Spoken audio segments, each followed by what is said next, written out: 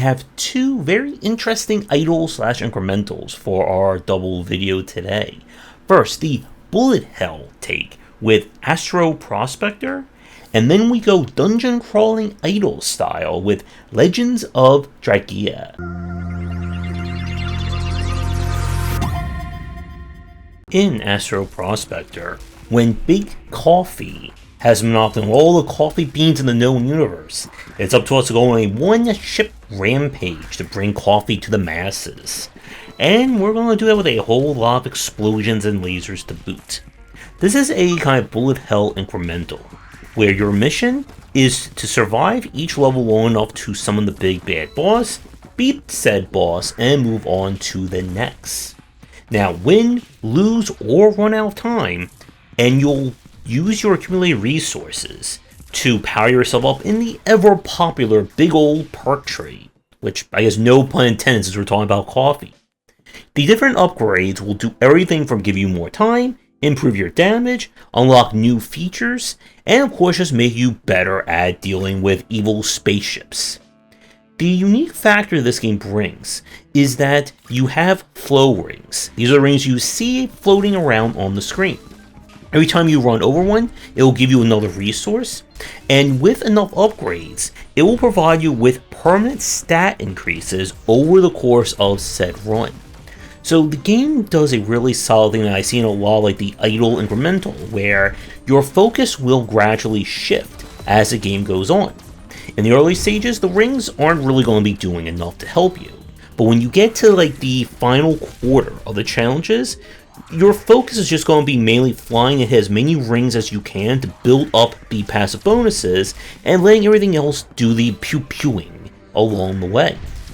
Now, the game is actually quite challenging. This is not a bullet heaven. This goes full on bullet hell, especially when you get to some of the later bosses. And I would have liked to have actually seen like a few more advanced boss fights. The final one is really well done from a shmup standpoint, balancing the bullet patterns with the fact that you were playing an idle game with a limited time. In terms of overall length, this one I would say is somewhat reasonably short. I played through the entire thing in about 3 hours and 40 minutes, give or take.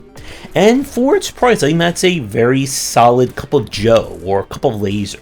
So really solid concept for an incremental. And I would say if you're a shmup fan or an incremental fan, definitely give this one a play. I do wonder if we'll see a future. Maybe we'll have to save cappuccinos or espressos at some point in a later game. And now we go to Legends of Dragaea. We are idle dungeon crawling. The only story we need to know is that there's dungeons full of loot, we have a party of adventurers, and it's time to go in and do some cleaning.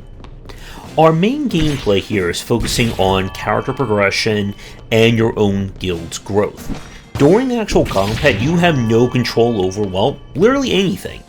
Instead, it's all about how you set up your party dynamics and grow your characters if you want to see any progress. Each character belongs to specific races, and each race will determine which stats that race will kind of prioritize, as well as having access to racial kind of specific abilities and perks. Now, how characters grow is that whatever you equip on someone in terms of weapons and skills will grant them experience for said skill. So, you put an axe on and you give them axe skills, they'll gain axe experience, knife, and so on and so forth. As characters level up in their respective weapons, you'll be able to equip newer and more diverse skills onto them, allowing them to do more in combat or provide more utility. Gear is of course randomly generated, and there is a ton of it of varying rarities and abilities. Your party can only be 3 people. However, there are special 9-man raids where you'll need 3 groups of 3 to take out a mega boss for even more loot. Now, the footage that you're seeing, as you can see, is moving around very quick. However, the main issue that I have with the game at the moment is that it is very slow in terms of progression, kind of getting to some more interesting choices for your first couple of hours of play. You see, there are several reasons for this. First is that your town/hub is where you'll be able to upgrade, unlock additional services and features, more progression, and so on and so forth. Those require materials that you of course get in dungeons. Each dungeon has a dungeon level. That is the yellow bar in the upper right. As it goes up, you'll be able to add bonuses to go into that dungeon, such as letting it drop more items, grant you more experience, and very importantly, at certain level caps, you get to increase the speed, which will affect everything that you do in that dungeon. So let's switch the footage over to a new dungeon, and you can see just how slow it is when you're starting out. You can't even add more skills to your character or have more skill slots until they hit level 10. And where I kind of left off at the end of when I was recording this footage for the review is just unlocking guild bonuses that add even more features, such as increasing the amount of dungeon experience you earn, thereby letting you get those nice speed boosts a lot sooner. But it takes quite a while to get to that point. There is a ton of stuff in this game, but again, it's still in the idle variety. If you're looking for a game where you have direct input over your party and how they'll live and die, this is not going to be that game. But it is certainly up there in terms of features and a lot of stuff to do for an idle fan.